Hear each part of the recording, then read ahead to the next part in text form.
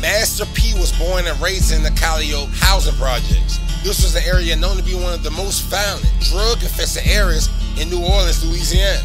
Master P, Percy Miller, made plans to get his family out of the ghetto by playing in the NBA. He won a basketball scholarship to the University of Houston. Unfortunately, P's NBA dreams were shattered after suffering a severe knee injury during the first few months of his freshman year. After the injury, he transferred to Merritt Junior College to be closer to his family, which had recently moved to Richmond, California. Determined to make something of himself, he soaked up as many business classes as he could at Merritt. In 1990, tragic struck when P's father was killed in a work-related accident. The sunny side of this tragic incident was he was left with a $10,000 malpractice insurance settlement check. With only $10,000 in 2 years of junior college business classes, Master P decided to open up a record store.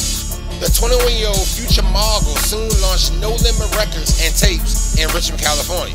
To reduce his costs in the early stages, Master P, his wife Sonia, and their 1-year-old son Romeo lived in a tiny storage area in the back of the store. Within a few months, the store was a hit in the community. In 1999, Master P began selling his own self-produced album, Getaway Clean.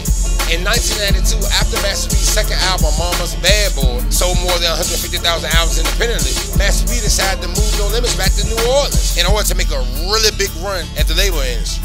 In 1994, his third album, Ghetto's Trying to Kill Me, sold an unheard of 250,000 units independently, and No Limit grossed more than $900,000 bucks. With those type of numbers, all the major companies were calling.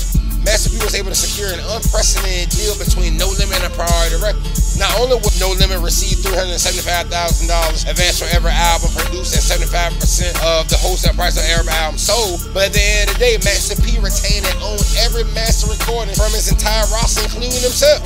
In 1998 was an indefinite year for Master P and No Limit Records. 1998 saw the release of Master P's penultimate album, Master P, The Last Dawn.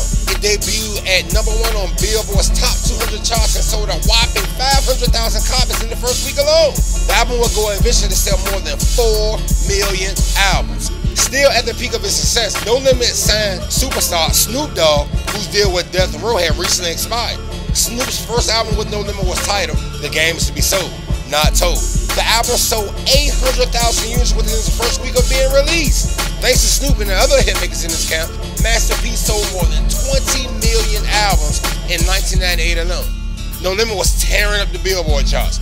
Master P was expanding his empire into diverse arrays of side businesses. He launched a sports management company, a clothing line, a real estate firm, a phone sex business, a high-end travel agency, a video game company, and also a film studio.